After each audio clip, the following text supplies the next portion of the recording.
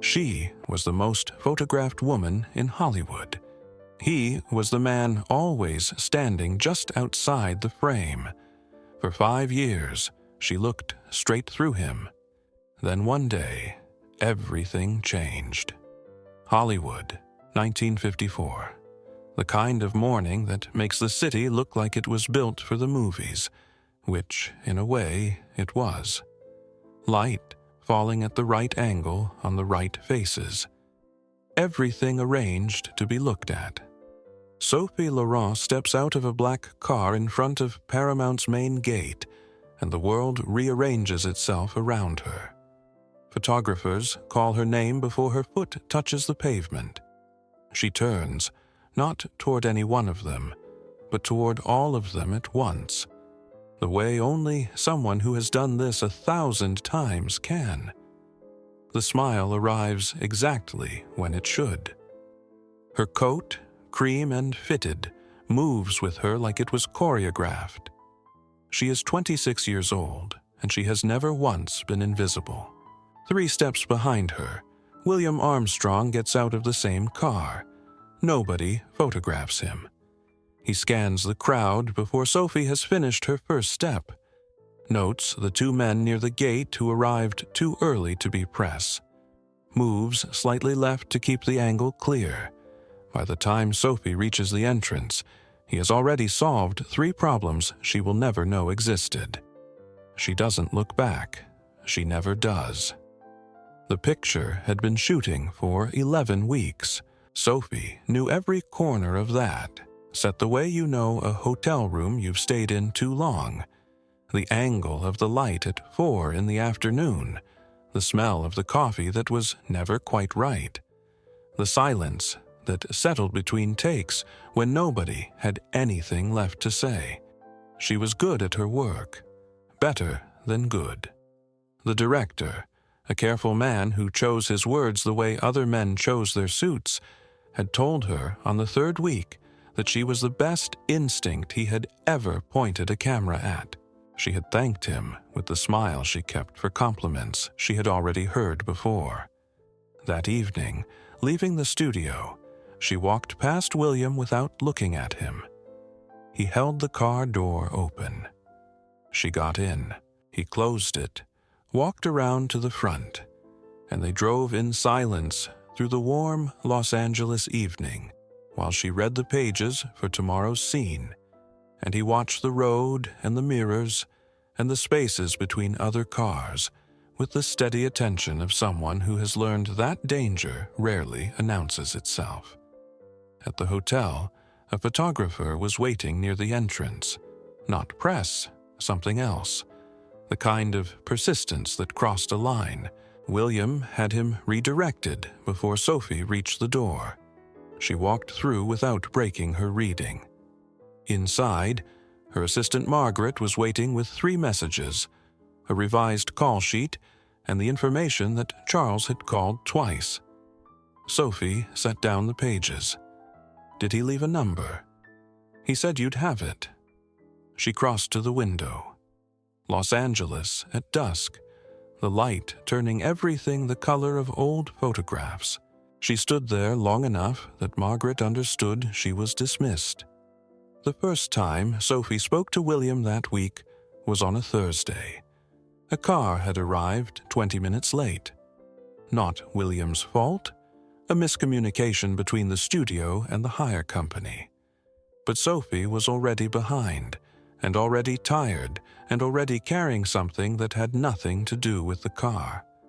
I assume punctuality isn't something they cover in whatever course produces people like you. William looked at her steadily. It won't happen again. No, she said, already moving toward the door. It won't. She didn't think about it again. He didn't show that he did either. But Margaret, standing 2 feet away, looked at the floor. The weeks had a rhythm that Sophie had stopped questioning. Early call, car, set, lunch delivered to the dressing room, second half of the shoot, press if scheduled, car, hotel or home depending on the week, Charles when Charles was in the country, sleep that arrived later and later the longer the picture went on. William existed at the edges of all of it, at the studio gate in the morning, at the door of every room she was leaving, in the car, outside the restaurant, down the corridor from her suite on location, always there, never anywhere. At a dinner for the studio's European distribution partners, a long table, too much wine, men who laughed too loudly at things that weren't funny, Sophie found herself briefly without Charles, who had been absorbed into a conversation at the other end of the room, and briefly without Margaret, and briefly, for the first time in longer than she could remember, without anyone looking at her. She stood near the window with a glass she wasn't drinking from, and looked at the room. William was by the door. He wasn't scanning the room the way he sometimes did. He was simply standing, and for a moment, just a moment, he looked like someone who was somewhere else entirely in his mind. Someone with an interior life that had nothing to do with this room or this dinner or the woman he was paid to keep safe. Sophie looked away before he noticed her looking. She didn't know why. Charles arrived on a Thursday. He did that sometimes. Appeared without the full apparatus of an announced visit. No itinerary, no coordinated schedules, just a car at the hotel entrance, and him in it, as though the distance between his world and hers was something he had simply decided that afternoon not to respect. She was still in the clothes she had worn to the studio. Her hair was half down. She had been sitting on the floor of the suite with the pages spread around her, in the organized chaos of someone who thinks better horizontally, and she had not heard the door because she had not expected anyone. He stood in the doorway and looked at her on the floor surrounded by paper. "Don't move," he said. "You look like you're actually thinking. I haven't seen that in weeks." She laughed. Not the laugh she produced for rooms and cameras and the social occasions that required it, something that arrived before she could decide whether to let it. Unguarded, genuine, the laugh of someone who has been caught being themselves and finds, surprisingly, that they don't mind. He crossed the room, stepped carefully over the pages, pausing to read one, raising an eyebrow at something he found there, and sat on the floor beside her, with the ease of a man who has never found any surface beneath his dignity. They sat like that for a while. He asked about the picture, not the way producers asked, not with the alertness of someone calculating risk and return, but with the idle curiosity of someone who wanted to know what her days looked like from the inside. She told him. He listened. He said something about the director that made her laugh again. Outside, Los Angeles was doing its warm evening thing, indifferent as always to what was happening in any particular room. At some point, he reached over and tucked a strand of hair behind her ear. Not a gesture with intention, not a performance, just the automatic intimacy of someone who had been close to another person long enough to touch them without thinking about it. She leaned into it slightly, without thinking about it. "Stay," she said. "I was already staying," he said. Later, she would understand that this was the most honest thing he ever said to her, not because it was true, but because in that moment on the floor of that suite with the pages spread around them and the Los Angeles evening outside, she had believed it completely, and believing it had been enough. For a while. There is a kind of quiet that exists only in hotel rooms, not silence. Hotels are never silent. There is always something. The low machinery of the building, voices 2 floors up, the distant sound of a city that doesn't know you're there and wouldn't care if it did, but it is a quiet that belongs to no one. A room that was someone else's yesterday and will be someone else's tomorrow, and is yours only in the way that borrowed things are yours, temporarily, conditionally, without the weight of permanence. Sophie had spent more nights in hotel rooms than in any place she might have called home. She had stopped noticing, the way you stop noticing anything that becomes the texture of your life.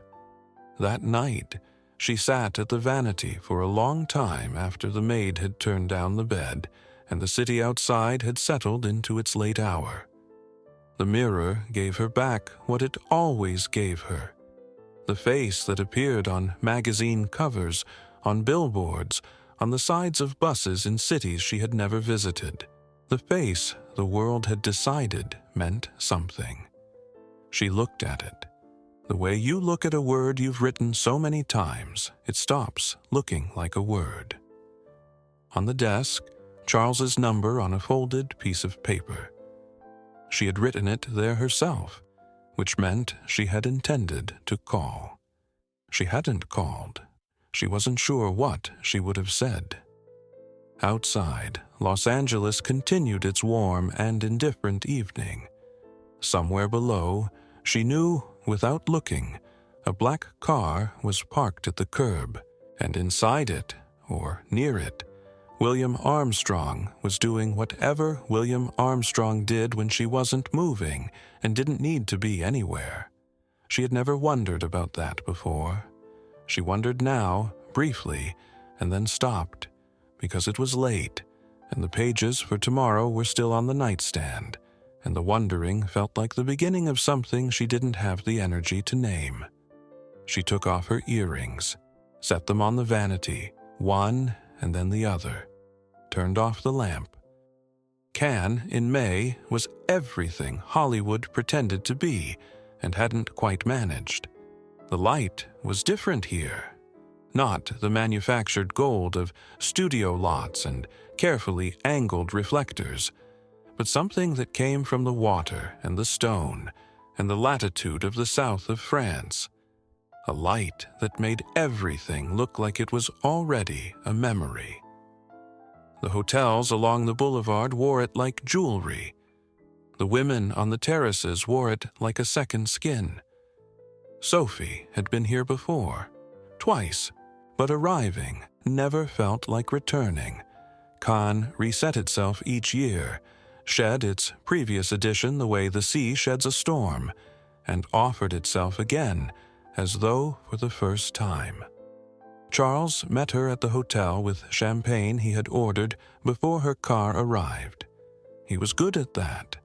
The gesture that arrived exactly when expected, delivered with enough warmth to feel spontaneous.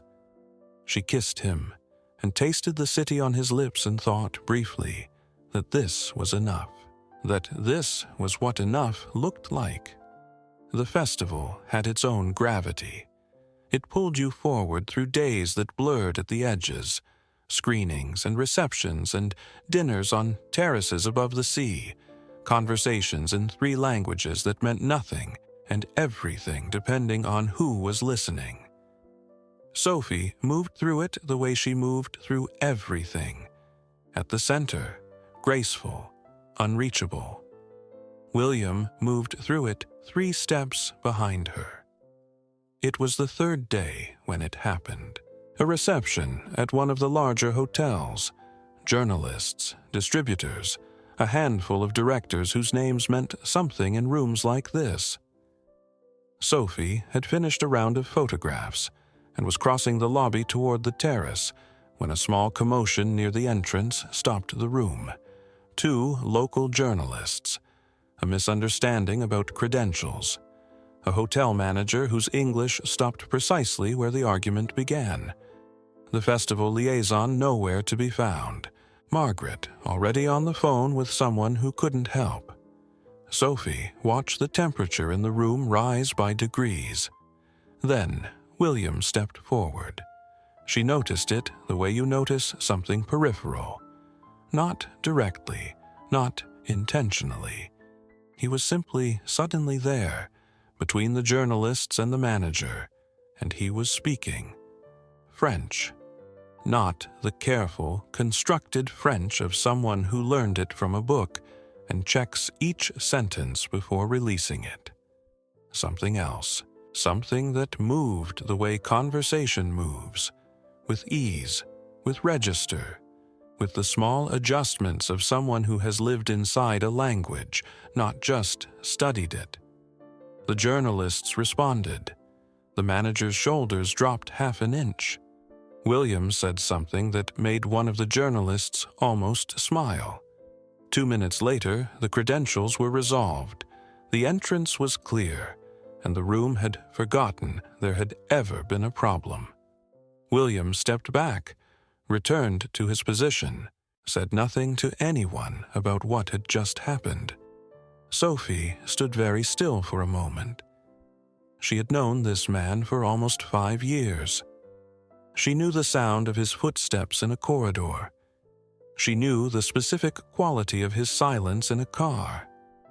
She knew, without ever having catalogued it, the weight of his presence in a room. She had not known this. She turned toward the terrace before he could notice her noticing. The small situations came after that, not dramatic, not announced. A schedule conflict 2 days later that left Sophie between appointments in a hotel corridor with 20 minutes and nowhere to go. William was there, as he always was. She said something sharp about the incompetence of the festival's logistics team, the kind of comment she distributed freely, aimed at no one, and landing on whoever was closest. William was closest. He said nothing, and the nothing landed differently than it usually did.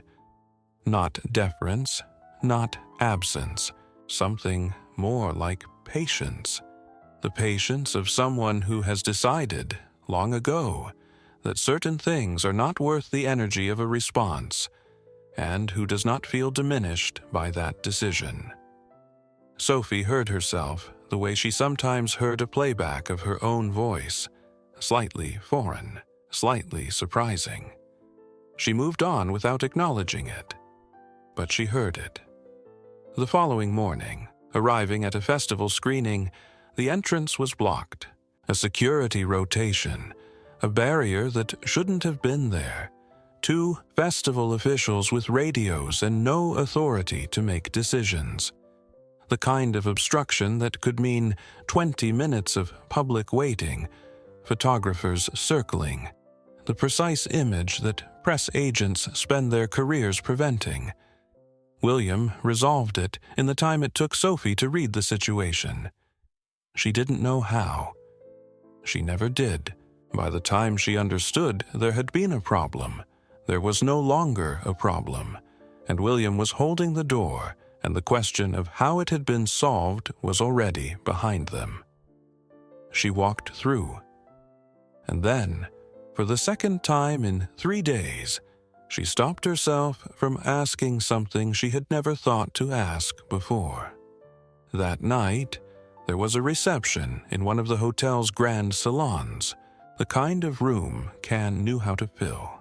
High ceilings, mirrors that doubled the candlelight, a string quartet working quietly against the noise of 200 conversations happening at once. The champagne was correct. The flowers were correct. Everyone was exactly who they were supposed to be. Sophie moved through it the way she always moved through rooms like this, present enough to be seen, distant enough to remain interesting. Charles was somewhere to her left, doing what Charles did at parties, which was to be exactly as charming as the situation required, and no more. At some point, she found herself near one of the tall windows, alone for a moment. Outside, the boulevard, the last of the evening's light on pale stone.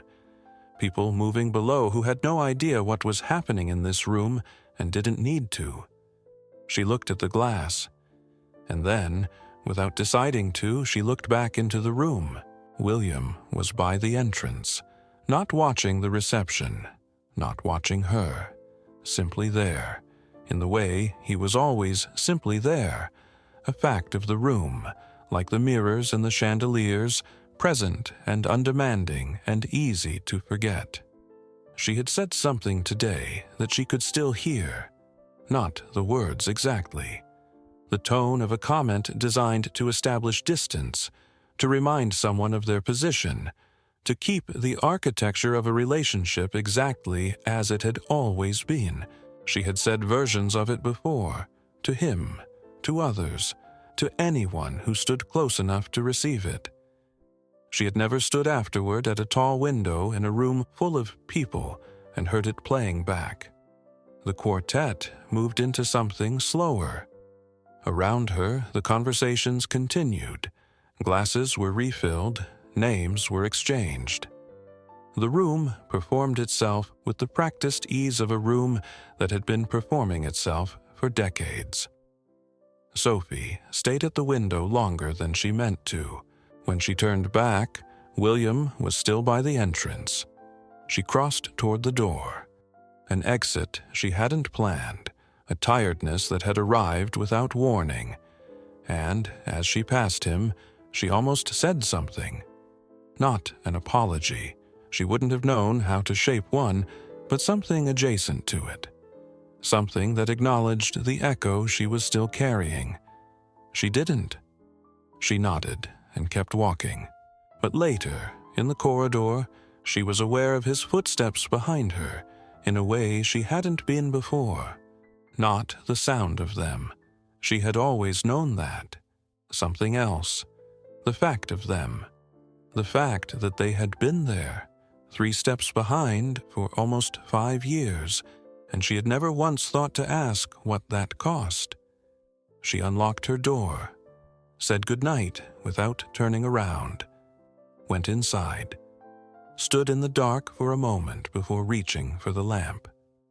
It was past midnight when she saw him. She hadn't been able to sleep. The reception had left something unresolved in her, a low frequency she couldn't name and couldn't silence, and she had given up on the bed and gone to stand at the window with the lights off and the city doing what cities do at that hour, which is to continue without you. Her room faced the boulevard. Below, the last of the evening's movement. A car, 2 figures walking close together, the stillness that settles over a place when most of its people have finally gone inside. And then, on the terrace of the floor below, a figure. William. He was standing at the railing with his back to the hotel, looking at nothing in particular, or rather, looking at everything at once the way people do when they are not looking at anything, when the eyes are open and the mind is somewhere the body isn't. He had his jacket off, his sleeves rolled to the elbow, a glass of something on the railing beside him that he wasn't drinking. Sophie stood very still. She had the distinct and uncomfortable sensation of seeing something she wasn't supposed to see. Not because it was private in any dramatic sense. He was simply a man standing on a terrace at midnight. But private in the way that unguarded moments are private. The way a person looks when they don't know they're being watched. When the version of themselves they present to the world has been set aside for the evening, like a jacket over a chair.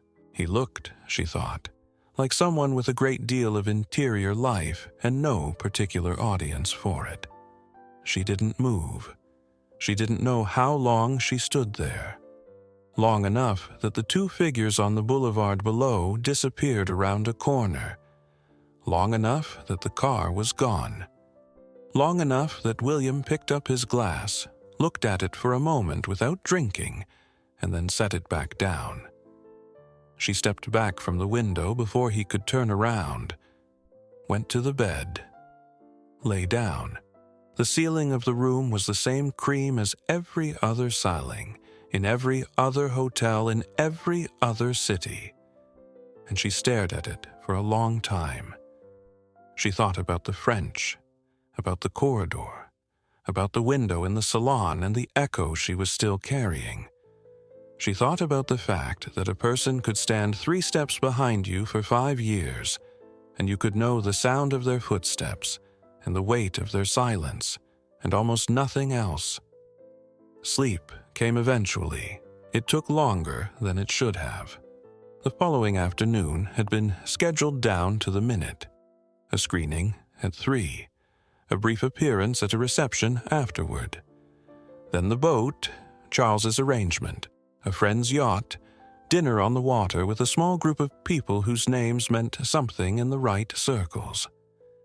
Sophie had looked at the itinerary that morning and felt the familiar mild exhaustion of a life that required this level of coordination, simply to move from one room to another. The screening ran long. Then, 20 minutes before the reception was due to begin, Margaret appeared at her shoulder with the expression she reserved for logistical problems she hadn't caused and couldn't solve. The reception had been moved. A conflict with another event, a miscommunication between 2 publicists, the kind of administrative collision that the festival produced daily and resolved with varying degrees of grace. The new location was across the city. The car was already waiting, except the car was not across the city. A second miscommunication. The driver had been given the original address. He was already there, on the other side of Cannes, unreachable in the way that people become unreachable when you need them most. Margaret was already on the phone. Sophie looked at the itinerary, at the time, at the gap that had opened in the afternoon like a crack in otherwise solid ground. "I'll go back to the hotel," she said. "Send the car when it's sorted." The hotel corridor was quiet at that hour. The festival's center of gravity had shifted toward the water. The screenings, the terraces, the slow, beautiful machinery of an industry performing itself in public. The lobby was calm. The lift was empty. The corridor on her floor was the silence of a place resting between its own events. Sophie reached her door. And then, 3 doors down, another door opened. Charles came out first. He was straightening his jacket with the automatic gesture of a man accustomed to adjusting his appearance in corridors, and he was saying something over his shoulder into the room, something low and unhurried, the tone of a private conversation in a place he believed to be private. A woman appeared in the doorway behind him. Sophie didn't know her, or rather, she knew her the way you know faces that exist at the edges of a world you inhabit.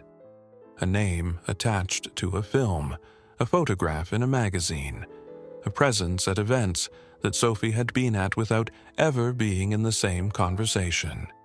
Young, dark-haired, wearing an expression that shifted the moment she saw Sophie standing at the end of the corridor, shifted and then arranged itself into something carefully neutral, the way faces do when they've had practice. Charles turned. The 3 of them stood in the corridor for a moment that lasted much longer than a moment. Sophie looked at Charles. Charles looked at Sophie. Nobody said anything. Then Sophie turned, walked back to the lift, pressed the button, and waited for the doors to open with the concentrated attention of someone who has decided that the next few seconds require everything she has. The doors opened. She got in. She watched the corridor through the narrowing gap until the doors closed completely. In the lobby, she found a chair in a corner that faced the wall and sat in it for 4 minutes. She knew it was 4 minutes because she counted them. Not deliberately. Her mind had simply needed something to do that was not what it was doing, and counting was available. Charles, the corridor, the jacket, the door. 5 years. Not the years with William, the years with Charles, the dinners, the hotels, the champagne he ordered before her car arrived, because he was good at gestures, because gestures were what he did, because gestures were, she understood now with the clarity that arrives too late, a way of being present that required almost nothing. She had not seen it. She had not seen a great many things. Margaret appeared beside her. "The car is ready." Sophie stood, smoothed her dress with both hands, put on the face the world expected. "Good," she said. "Let's go." The yacht was called Mirabelle. It sat at the marina in the late afternoon light, with the quiet elegance of things that have never needed to justify their own existence. White hull, polished wood, the Mediterranean doing what the Mediterranean does at that hour, which is to make everything beside it look like it was placed there deliberately, for effect. There were 14 guests.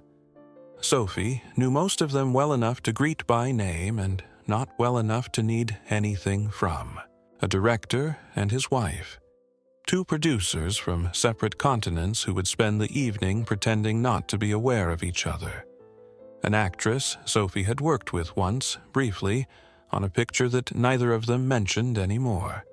The usual constellation of a certain kind of evening in a certain kind of world. Charles helped her aboard, with a hand she took without looking at him. He said something about the light. She agreed that the light was beautiful.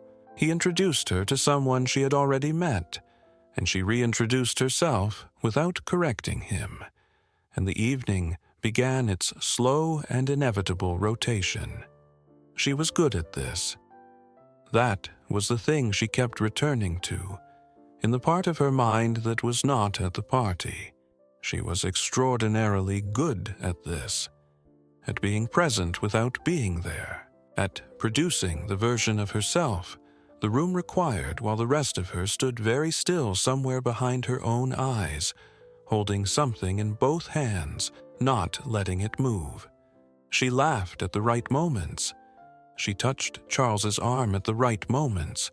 She accepted a glass of champagne and held it, and occasionally raised it, and the evening arranged itself around her, the way evenings always did, taking her performance at face value because it had never been given a reason not to. William was on the upper deck. She knew this without having looked. She always knew where he was. Had always known, she realized, without ever having registered the knowing, a kind of peripheral awareness that had been part of her for 5 years, without her ever naming it. The sun was moving toward the water. The yacht had left the marina. At some point, the director's wife asked Sophie about the new picture, and Sophie told her about it with the right degree of enthusiasm. Not too much, which would have seemed desperate. Not too little, which would have seemed difficult. Charles laughed at something one of the producers said. Sophie watched him laugh. She had loved that laugh once, or she had loved what she believed was behind it. The ease, the warmth, the suggestion of a man who moved through the world without being diminished by it. She had believed it was real because she had needed it to be real, because the alternative required a kind of attention she hadn't had available. She looked away. The sea was extraordinary. That was the accurate and useless thing. The sea was genuinely extraordinary at this hour, gold and deep and moving with a slow authority that made the yacht feel very small and the people on it feel smaller. And under different circumstances, Sophie would have stood at the railing and let it do what beautiful things do, which is to make the interior quieter for a moment. She stood at the railing. It did not make anything quieter. She found him on the lower deck, not by design, or not entirely. The party had shifted toward the stern as the sun dropped, the group consolidating around the last of the light, and Sophie had moved in the opposite direction, the way she sometimes moved at parties, against the current, toward the quieter edges. Charles was at the bow, alone, looking at the water with the expression of a man who didn't know that he was about to be found. Sophie stopped a few feet away. He heard her and turned, and for a moment, just a moment, something moved across his face. Not guilt exactly. Something more like the recognition that a reckoning had been deferred for as long as it could be deferred, and that the deferral was now over. He said her name. She said nothing. The yacht moved beneath them with the slow, indifferent rhythm of the sea, and the noise of the party carried faintly from the stern, and the sky above the water was doing something extraordinary in shades of amber and rose that neither of them was looking at. "I saw you," she said, "this afternoon, in the corridor." Charles was quiet for a moment. Then, and this was the thing she would remember, the thing that settled something she hadn't known was still unsettled. He didn't deny it. He didn't reach for an explanation or a defense, or one of the gestures that had always arrived exactly when expected. He simply looked at her, with the expression of a man who has been carrying something heavy for a long time, and has just been relieved of it, and she understood that the relief was not for her. "How long?" she said. He told her. She listened. The sea moved. The light continued its slow departure. Somewhere behind them a woman laughed at something, and the sound carried across the water and dissolved. Sophie looked at him for a long time after he finished speaking, looked at the face she had agreed to build a life beside, the face she had believed she knew, and understood that what she had known was a surface, carefully maintained, and that surfaces were what she had always accepted in place of the thing beneath, because the thing beneath required a quality of attention she had not known she wasn't giving. She had not seen Charles. She had not seen William. She had not, she thought, seen very much at all. "I think you should go back to the party," she said. Her voice was level. She had not known it would be level until it was. Charles looked at her for a moment longer, perhaps expecting something more, some larger register of what had just occurred, and then nodded once, slowly, and walked past her toward the stern. She didn't watch him go. She turned back to the water. She didn't know how long she stood there. The light was almost gone. The sea had deepened from gold to something darker, a blue that was nearly black at the edges, and the yacht moved through it with a gentle, continuous motion that Sophie had stopped noticing and now noticed completely. The shifting of the deck beneath her feet, the slight instability of a surface that was never entirely still. She was thinking about nothing, or rather, she was thinking about everything at once in the way that makes thought impossible. A pressure behind the eyes, a heaviness in the chest, 5 years of a life rearranging themselves into a shape she hadn't chosen and couldn't yet see clearly. She took a step. The deck moved beneath her. A wave, larger than the others, the yacht adjusting its weight in the slow, deliberate way of large things, meeting resistance. Her heel caught the edge of something. A fitting, a raised lip of metal she hadn't seen. And then there was nothing beneath her. The water was cold. That was the first coherent thought, not fear, not the mechanics of what had just happened, but the cold, immediate and total, the sea closing over her with a completeness that left no argument. She had gone in sideways. Her dress was already heavy. The surface was above her, catching the last of the light, and she moved toward it with the automatic urgency of a body that has not yet consulted the mind about whether it wants to continue. She broke the surface. The yacht was several feet away, already seeming farther than it was.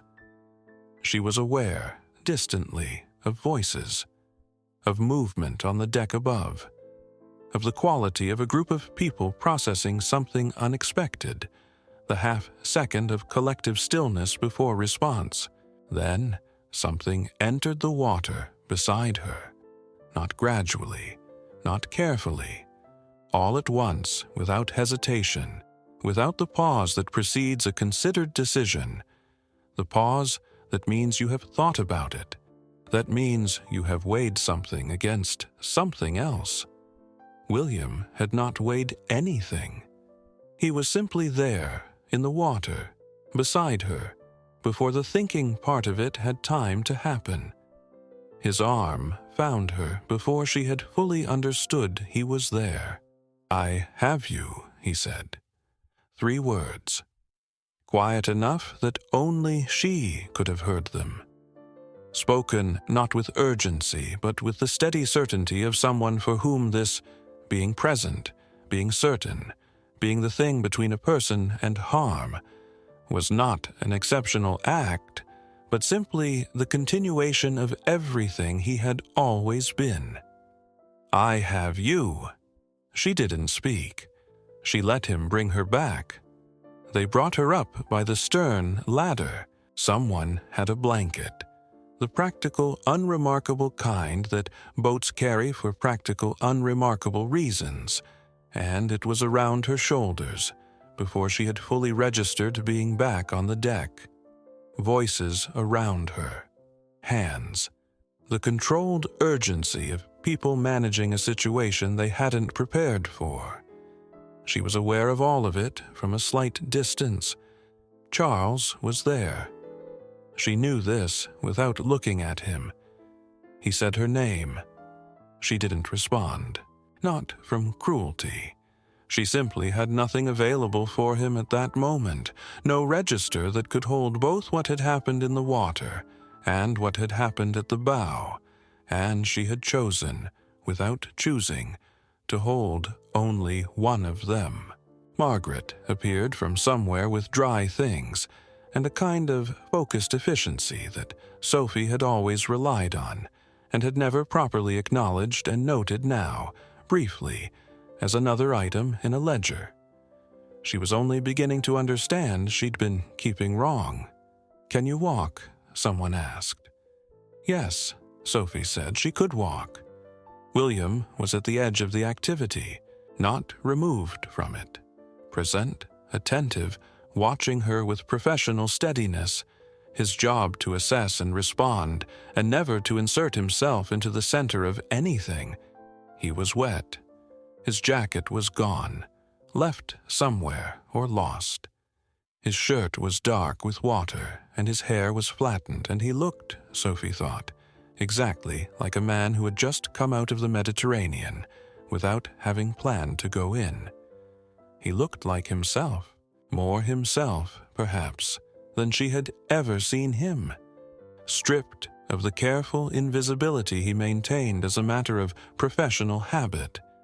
Just a man standing on a deck in wet clothes, having done what he had done because it had not occurred to him not to. She looked at him. He met her eyes briefly. The quick, professional check she had received 1,000 times. The "Are you all right?" that didn't require an answer because the answer was visible, and then looked away, back to the room, back to his function. Sophie kept looking. He didn't look back. She wanted to say something. The something didn't have a shape yet. It was too large and too unformed and too entangled with everything else that was happening. The corridor, the bow, the water, the cold. 5 years of a kind of not seeing that she was only now beginning to measure. It sat in her chest without words, and she understood that words, even if she'd had them, would have been inadequate. "Thank you," she said. He turned. "It's my job," he said. He said it without coldness, without distance, simply as a fact. The quiet, certain statement of a man who had defined himself by his function for long enough that the function and the man had become, at least in public, the same thing. Sophie heard it. Heard it in a way she hadn't heard anything in a long time. Not the words, but the space around the words. The thing the words were standing in front of. The life that existed behind them in a man she had spent 5 years not asking about. She nodded, pulled the blanket closer, looked out at the sea. The Mediterranean was nearly dark now. The last of the light was a thin line at the horizon, amber deepening into something that had no name in any language she spoke. The color of the end of a day that had contained too much. The color of things that cannot be taken back. William sat down on a coil of rope at the edge of the deck. Not close to her, not far. The habitual distance, 3 steps, give or take. The distance that had always been between them. He didn't speak. She didn't speak. The yacht moved through the dark water toward the lights of the harbor, and the party behind them had gone quiet in the way parties go quiet after something real has happened in their midst. And the two of them sat in the silence of people who have just come through something together and don't yet know what to do with that. Sophie looked at his profile against the darkening sky, at the set of his jaw, the stillness of his hands, the way he held himself even now, even wet, even after everything, with a kind of composed, unannounced dignity that asked nothing from anyone and had never needed to. She had looked at this man 1,000 times. She had not seen him once. The hotel room was exactly as she had left it. That was the thing about hotel rooms. They didn't absorb what happened outside them. The bed was turned down at the same angle. The lamp cast the same amber light on the same cream walls. The vanity held the same objects in the same positions. Her earrings from the night before, still where she had set them. One and then the other, in what felt now like a different life. Sophie sat on the edge of the bed without taking off her coat. The coat was borrowed.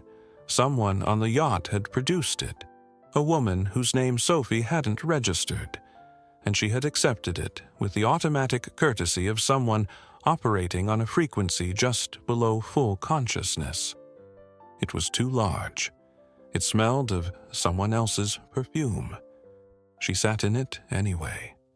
Outside, Cannes continued its evening. The festival had no mechanism for pausing. Somewhere below, in rooms that looked like the room she was in restaurants and terraces and borrowed yachts still lit against the dark water, the industry was performing itself with the faithful persistence of something that doesn't know how to stop. Tomorrow, there would be another screening, another reception, another constellation of people whose names meant something in the right circles. Her name meant something in every circle. She thought about that for a moment, what it meant to be known by everyone and understood by almost no one, to move through the world as an image of yourself, so complete and so consistently maintained that even the people closest to you related primarily to the image. Charles had. The studio had. The photographers and the publicists and the directors and the women who asked her about her next picture at parties on yachts. They had all loved the image. She had helped them. She had been, she understood now, a very willing participant in her own disappearance. At some point, she became aware that she was cold, not from the sea, that cold had left her on the yacht, displaced by the blanket and the dry clothes and the contained efficiency of people managing a situation. This was different. interior. The cold of a body that has spent a very long day holding something it wasn't designed to hold alone. She crossed to the window. The boulevard below was quieter now. A few figures. A car moving slowly in the direction of the marina. The lights of the hotels reflected on the wet stone of the pavement. It had rained at some point briefly while she was on the water, and the streets had that clean darkness that rain leaves behind. Somewhere in this hotel, Charles was in a room. She didn't know which one. She realized she didn't want to know, that the not knowing felt less like loss than like the first accurate thing she had felt in a long time. The relief of a question that had finally, after years of being asked in the wrong direction, answered itself. Somewhere outside or below, or in a car already moving through the city, William Armstrong was doing whatever William Armstrong did at the end of a day that had contained this. She thought about that, about what it cost to do what he did, not the sea, not the physical fact of it, but the years of it, the daily discipline of presence without acknowledgement, the professional invisibility maintained so completely that the person you were protecting could spend 5 years in your company and not know you spoke French. She had done that. She had made that possible. The window gave her back her own reflection, faint, incomplete, the borrowed coat too large on her shoulders, the city moving behind the glass in soft amber and dark. She looked at it for a long time. Then she reached up and drew the curtain, went to the vanity, sat down. In the mirror, the same face. The face on the billboards and the magazine covers and the sides of buses in cities she had never visited. The face the world had decided meant something. She looked at it the way you look at something you are finally ready to be honest with. Tomorrow, she thought. Tomorrow there were things that needed to be said, and decisions that needed to be made, and a life that needed to be looked at directly, without the mercy of not looking that she had been extending to herself for longer than she could now justify. But tonight, there was only this room, this lamp, this face in the mirror that was hers and was not yet entirely honest, and was, perhaps for the first time, aware of the difference. She took off the borrowed coat, folded it over the chair, began, slowly, to get ready for a sleep she didn't expect to come. Charles came to her room the following morning. She had been awake for 2 hours already, had watched the light change on the ceiling from the gray of early morning to the pale gold of a Cannes day that had no interest in what had happened the night before, and had used those 2 hours to arrive at a stillness that wasn't peace, but would serve the same function for now. She opened the door. He looked, she thought, like a man who had prepared what he was going to say, and then lost confidence in it somewhere between his room and hers. He was dressed carefully. His hair was correct. He had the expression of someone who had decided that a certain kind of composure was the most he could offer and was offering it. She let him in. He sat in the chair by the window. He sat with his elbows on his knees and looked at the floor for a moment and then looked at her. He said the things that are said in these moments. She listened, not for information. She had all the information she needed, had had it since the corridor, had had more of it since the bow of the yacht in the last of the evening light. She listened because he was a person, and he was speaking, and she had decided somewhere in the 2 hours of watching the ceiling, going to be someone who listened to people when they spoke. Even now. Perhaps especially now. When he finished, she was quiet for a moment. Then she said, I think we've known for a while, both of us." He looked at her. "I think we've been very good at not knowing," she said. "I think that's something I've been good at in general." Charles was quiet. Outside the window, Cannes, the light, the sea somewhere beyond the rooftops, present and indifferent and vast. "I hope you find something real," she said. "I mean that." She did mean it. That was the thing that surprised her slightly, that she could sit across from this man in this room on this morning and mean it without remainder, without the aftertaste of bitterness that she had half expected. What she felt was something closer to clarity, the lightness of a thing that has been set down after being carried too long in the wrong direction. Charles nodded once. Stood. At the door, he paused, the pause of someone who has something else and has decided, correctly, not to say it. Then he left. Sophie sat for a long time in the room after the door closed. The London commitment had been in the diary for 6 weeks, 3 appearances, a studio meeting, a photograph session for a magazine whose editor had been patient about rescheduling twice already. 4 days. A city she knew well enough to move through without thinking. She called Margaret. "We're still going to London." A brief pause on the line. Margaret processing, recalibrating, doing the rapid internal arithmetic of a woman who managed the logistics of another woman's life and had just been given new variables. "Of course," Margaret said. "I'll confirm the arrangements."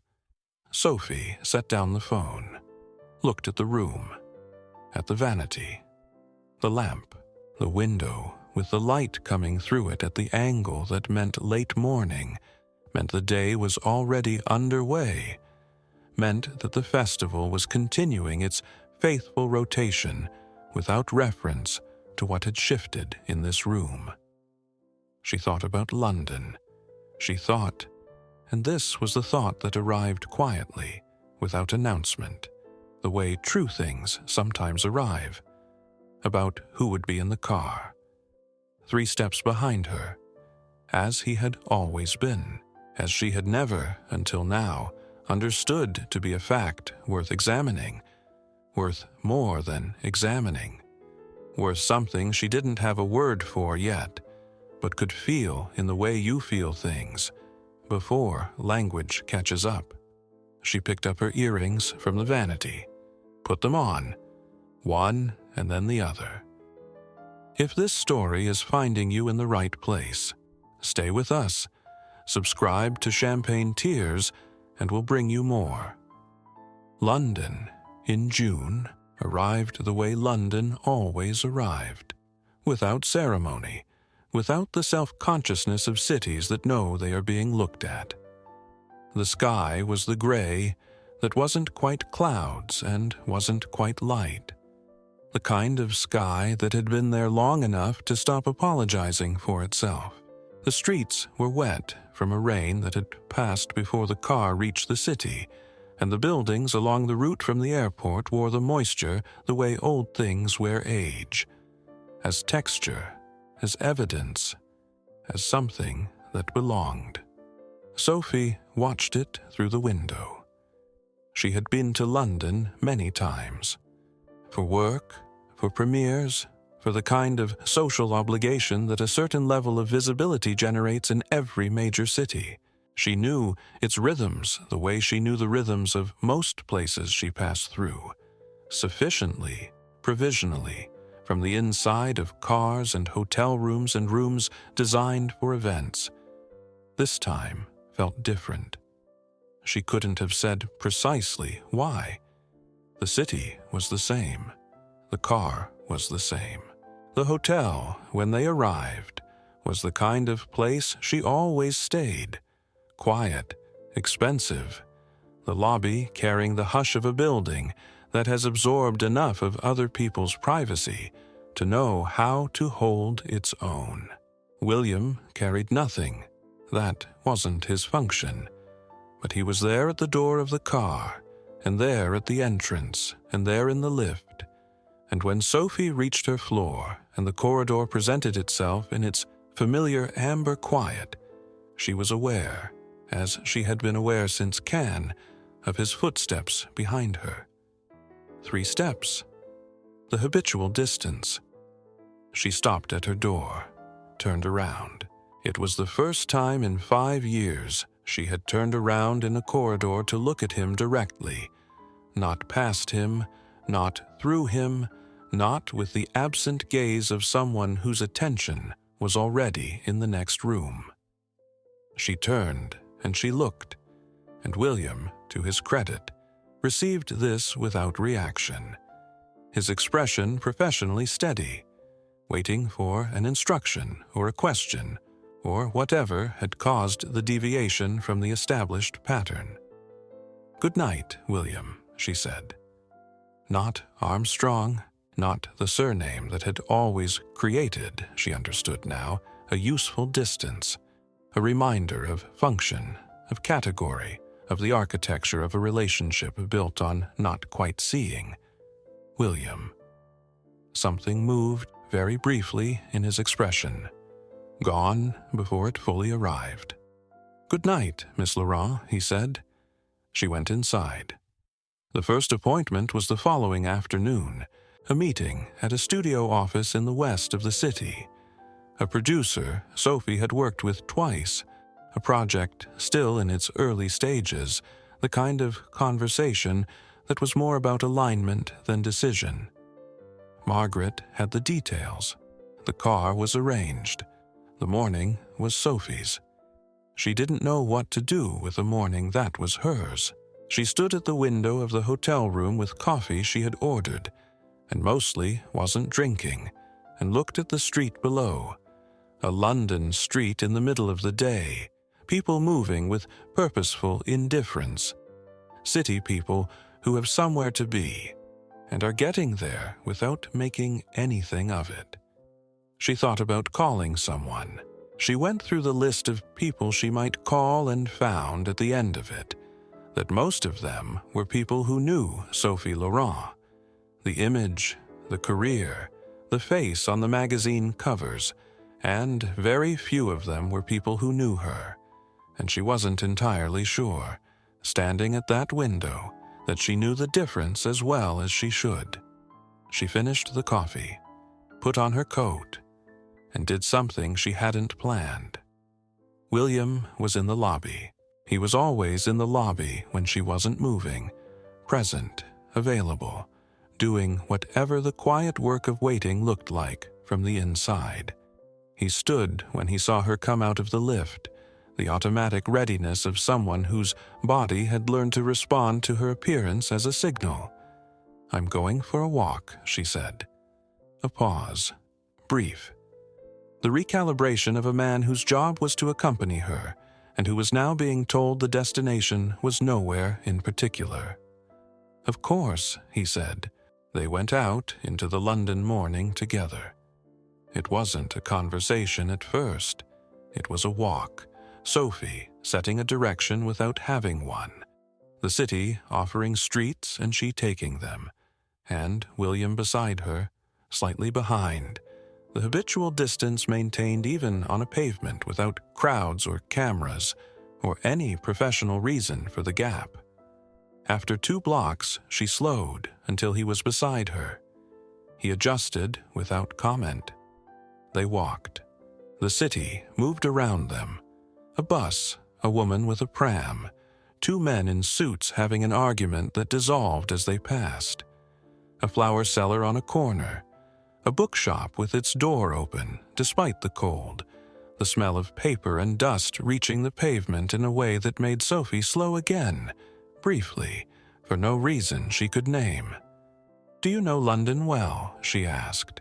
She asked it the way you ask something when the question is not really the question, when what you are asking is larger and less specific, and the smaller question is just the door. William was quiet for a moment. "Fairly well," he said.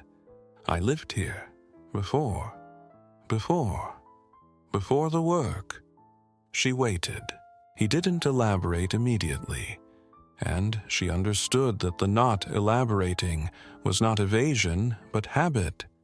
The long-practiced habit of a man who had learned to take up as little space as possible in other people's lives, to offer the minimum that the situation required, and to keep the rest for himself or for no one. Where? She asked. He named a neighborhood.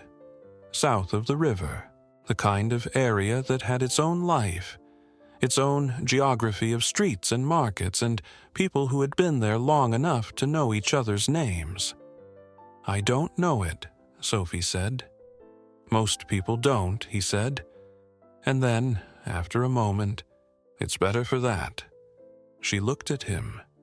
He was looking at the street ahead, profile, the gray London light on the side of his face, the stillness she had once read as blankness, and now understood was something else entirely. A man who had learned to be quiet because quiet was what the work required, and who had been quiet for so long that the people around him had stopped wondering what was underneath it. She had stopped wondering. She was wondering now. Did you like it? She asked. Living here? A pause. Yes, he said.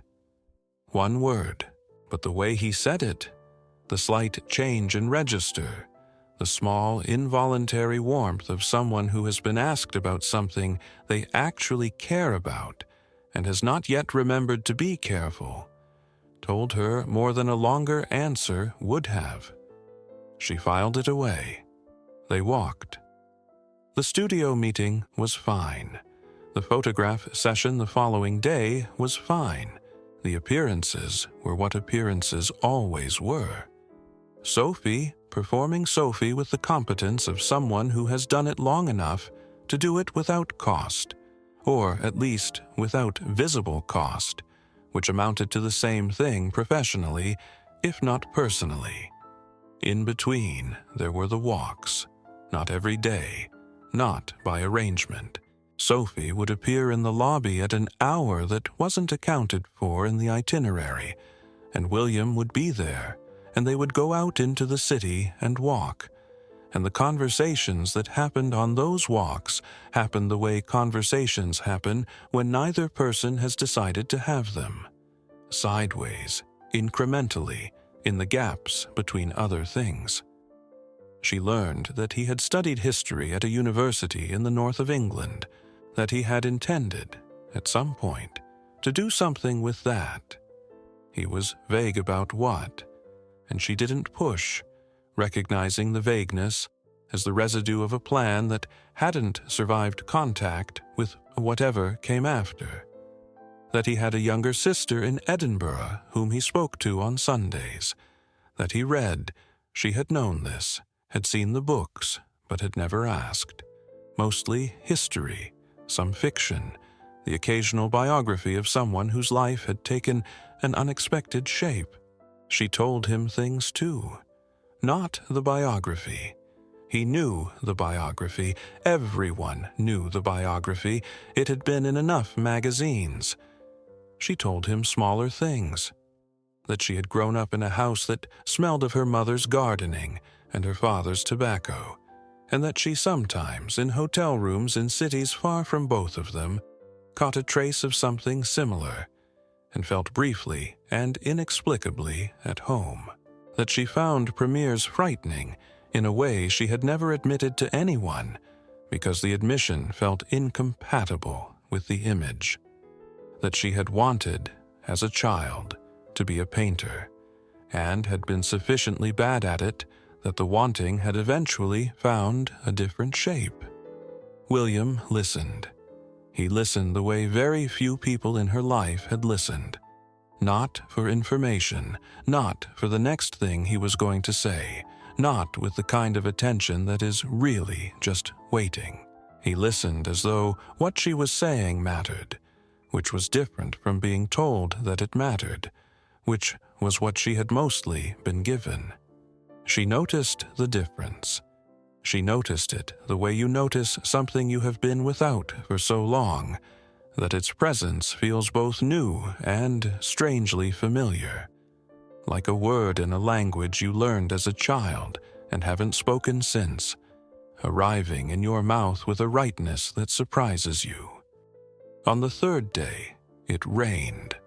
A proper London rain, not the apologetic drizzle of the previous days, but something with commitment, gray and steady, and entirely comfortable with itself.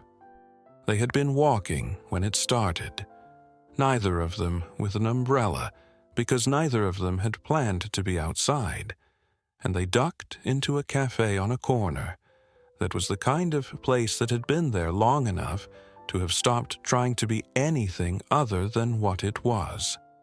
Small tables, a counter with things under glass, the smell of coffee and something baked, and the rain against the window, doing what rain against windows does, which is to make wherever you are feel, temporarily, like the only place there is. They sat across from each other. For the first time, Sophie realized it as it happened, without the professional geometry of their usual positioning. No 3 steps, no slightly behind. Just 2 people at a small table with coffee between them and the rain outside making the world smaller. William wrapped both hands around his cup. Sophie watched him do it. It was such a small thing, such an ordinary, unguarded human thing. A man holding a warm cup in a cold cafe on a rainy afternoon, not performing anything, not managing anything, simply present in the way that people are present when they have forgotten, briefly, to be careful. She felt something shift, not dramatically, not with the weight of a turning point or the clarity of a revelation, just a small, quiet shift, the kind that happens below the level of decision, in the part of a person that knows things before the rest of them catches up. She looked at him across the small table. He looked back. Neither of them said anything for a moment. Outside, the rain continued its steady London business, and the cafe held them in its warmth. And somewhere in the city, the appointments and the itineraries and the architecture of a professional life continued to exist, waiting for them to return to it. They stayed a little longer than they needed to. Neither of them mentioned it. It was the last evening. Tomorrow there was an early car to the airport, a flight back to Los Angeles, the machinery of Sophie's life waiting to receive her on the other side of the Atlantic, with its usual indifference to what had happened in the time she'd been away. The calls, the commitments, the next picture, the next premiere, the next version of the same morning, beginning again. She had packed most of what needed packing. She was sitting at the desk by the window with nothing particular to do, which was unusual enough that she wasn't entirely sure how to be inside it. The lamp was on. The city outside was doing its late evening thing, the quality of London at that hour, neither fully dark nor fully quiet. The streets below carrying the last of the day's movement toward whatever came next. There was a knock at the door. Not Margaret's knock. She knew Margaret's knock, its brisk, professional double tap. This was different, quieter, less certain of its own welcome. She opened the door. William was standing in the corridor. He was holding a paper bag from a bakery she recognized, a place they had passed on one of the walks, a corner shop with a green awning that had been there, he'd mentioned in passing, since before he was born. She had said something about the pastries in the window. She hadn't thought he'd heard it as anything other than conversation. "I thought," he said, and then stopped. Looked briefly at the bag in his hand as though reconsidering the entire enterprise. "You mentioned them. The pastries. I was passing." He had not been passing. They both knew he had not been passing.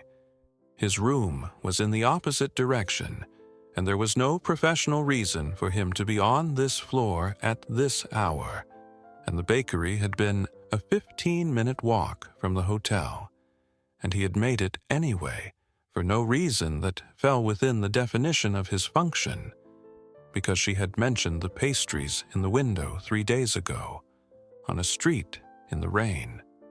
Sophie looked at him, at the paper bag, at the man holding it, standing in a hotel corridor at the end of a London week with a bakery bag and an expression that was as close to unguarded as she had ever seen on him.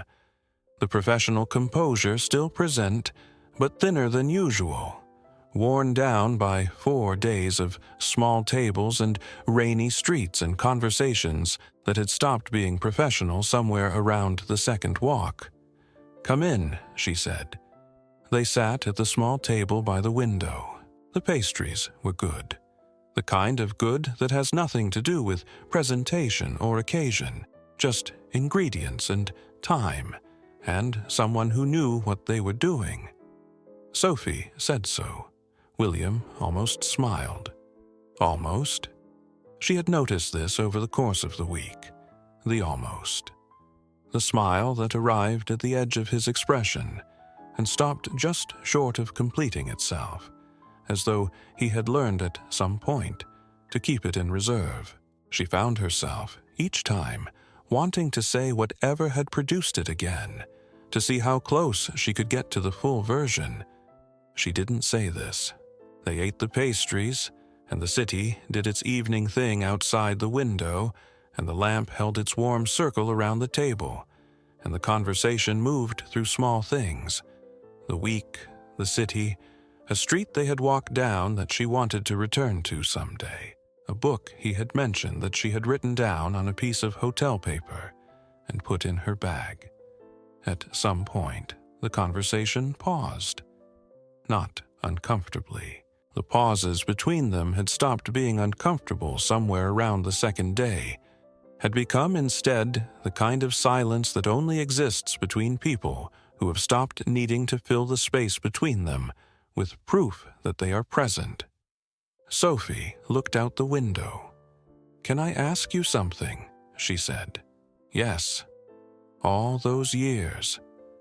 She kept her eyes on the city, the things I said, the way She stopped, started again. "I wasn't kind to you. I want you to know that I know that." The silence that followed was different from the others. William was quiet for long enough that she turned from the window to look at him. He was looking at the table, at the paper bag, the crumbs, the 2 cups that had long since gone cold. "You weren't cruel," he said finally. "That's not the same as being kind." He looked up. She held his gaze. "No," he said, "it isn't." It was not absolution. She hadn't asked for absolution, had understood, somewhere over the Atlantic on the way to London, that absolution wasn't what this required. What it required was honesty, and she had been honest, and he had received it without minimizing it. And that was, she thought, exactly what she should have expected from him, and exactly what she hadn't known to expect. "I'm sorry, William," she said. 2 words that were not enough and were also, in the way that true things sometimes are, exactly enough. He nodded once. Outside London. The lamp between them, amber and warm and making the table its own small world, at the edge of a city that didn't know they were there. William reached out and moved one of the cold cups to the side. A small, tidying gesture, the kind of thing hands do when they need something to do. And in doing so, his hand passed close to hers on the table, and neither of them moved away. They stayed like that. Not touching. Almost. The city outside continued its patient, indifferent evening, and the lamp held its circle. and the last night in London arranged itself around them with the gentleness of things that know they are ending. The car came at 7.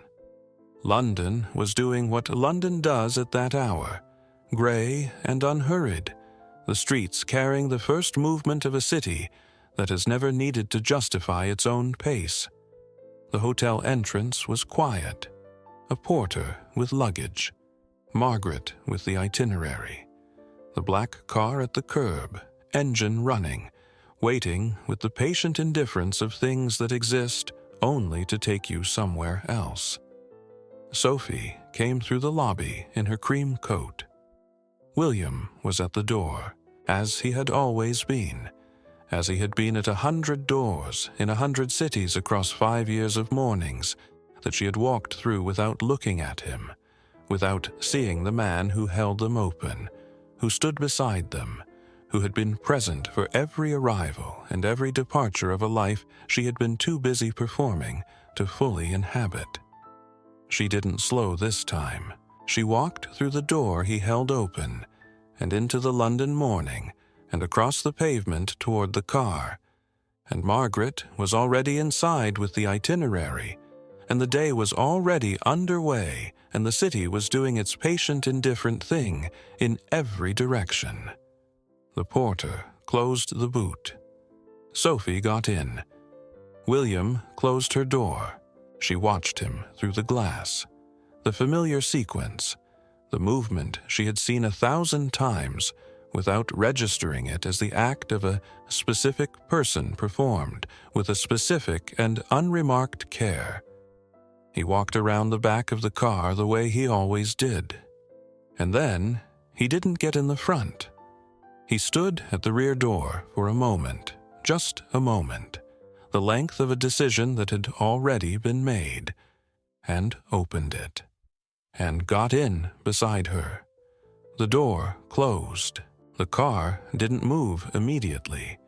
The driver, trained to wait for instruction, waited. Margaret, in the front seat, looked at her itinerary with the focused attention of a woman who had decided that whatever was happening behind her was not her business. Sophie looked straight ahead. William looked straight ahead. London outside the windows. The gray morning light. A bus passing. 2 figures on the pavement moving in opposite directions. The silence between them was not the silence of 5 years, not the professional silence of function and distance, and the careful architecture of not quite seeing. It was something else.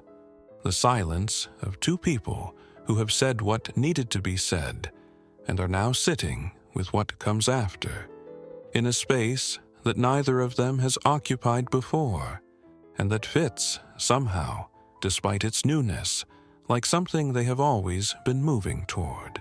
Sophie felt his presence beside her the way she had learned to feel it this week, not as a fact of her periphery, but as something with weight and warmth and specific gravity, something that belonged in the space it occupied.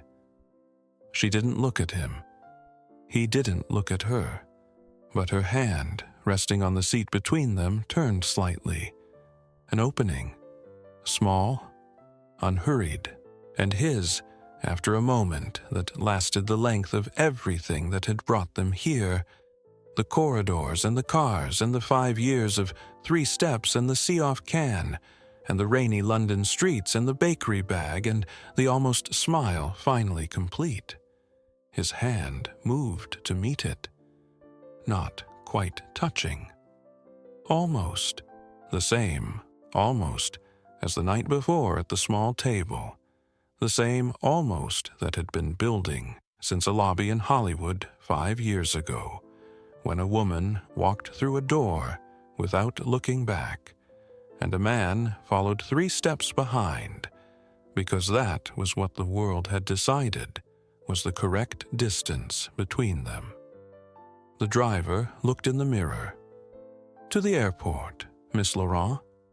Sophie looked straight ahead at the London morning, at the city that had given her in 4 days more of herself than 5 years of being watched by millions. Yes, she said. The car pulled away from the curb. For 5 years, she had looked straight through him. Now she was looking at someone she knew, finally, the precise and irreplaceable value of. The car moved through London, and she didn't look away.